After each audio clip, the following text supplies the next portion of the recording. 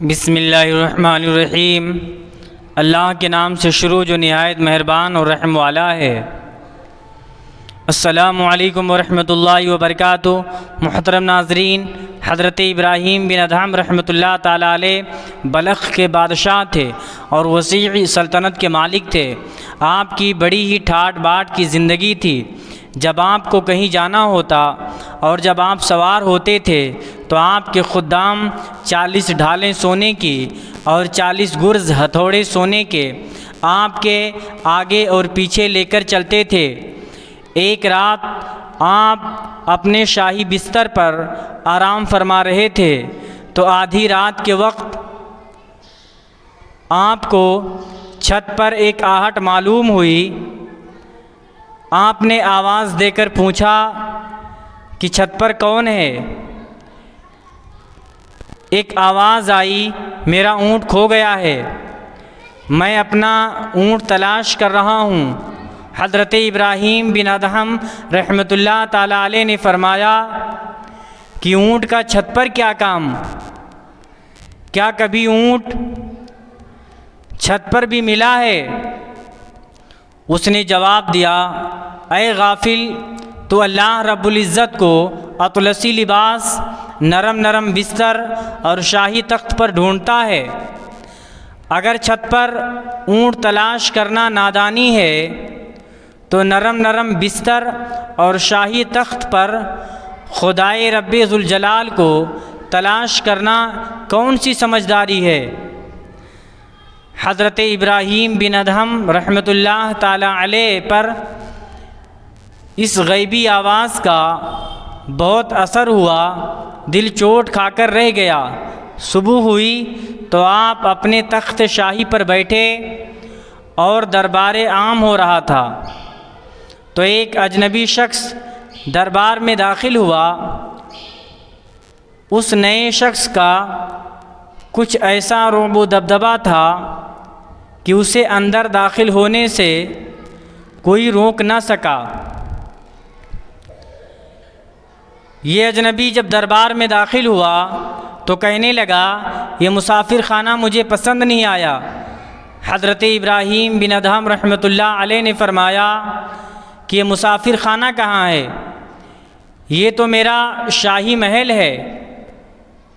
اس اجنبی شخص نے پوچھا، یہ بتائیے کہ آپ سے پہلے یہ محل کس کے پاس تھا؟ آپ نے کہا کہ میرے والد کے پاس تھا۔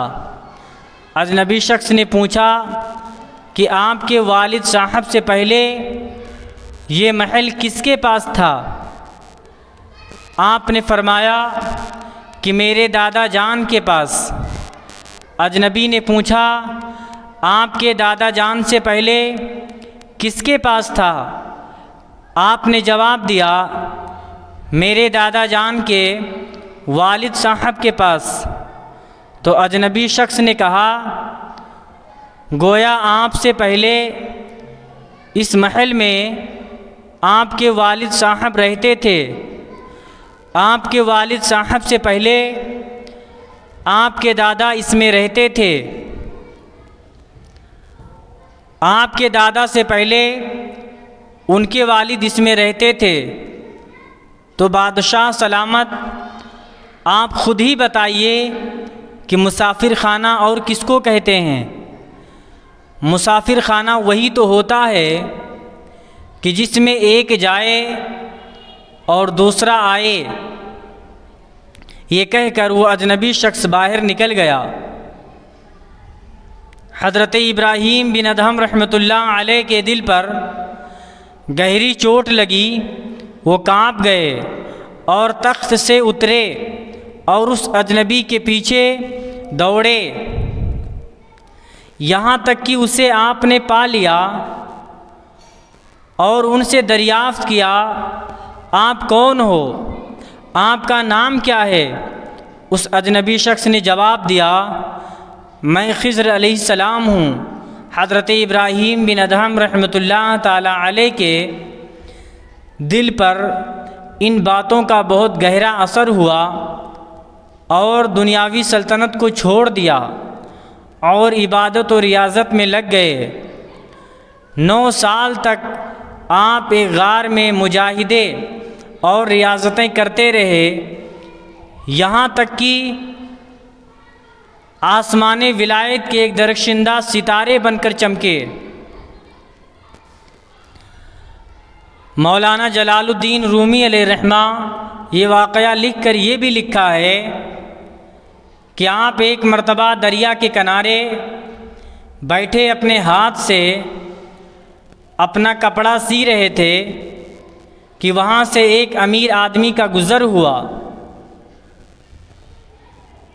اس امیر آدمی نے جب آپ کو اس حال میں دیکھا کہ آپ اپنے ہاتھ سے اپنا لباس سی رہے ہیں تو دل میں کہنے لگا کہ انہوں نے بادشاہی چھوڑ کر اس فقیری میں کیا حاصل کیا۔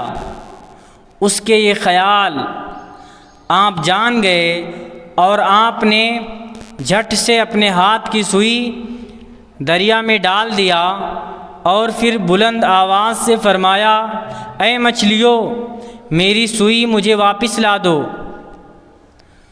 اس امیر آدمی نے جب یہ منظر دیکھا تو حیرت میں پڑ گیا اور سوچنے لگا کہ اتنے بڑے دریا میں پھینکی ہوئی سوئی بھلا کیسے مل سکتی ہے۔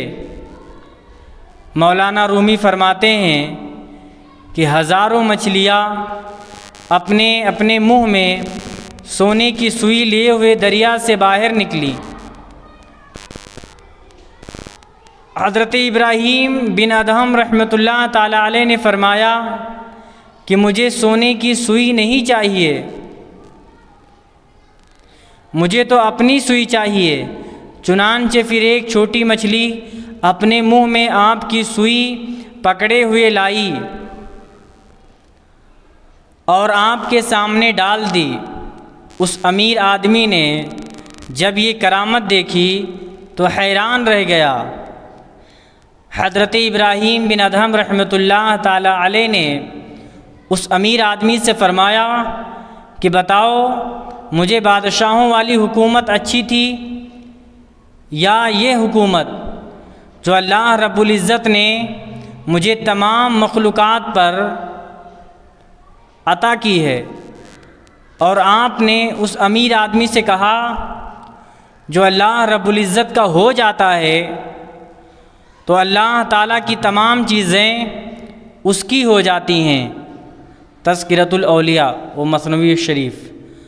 فقط السلام علیکم ورحمۃ اللہ وبرکاتہ۔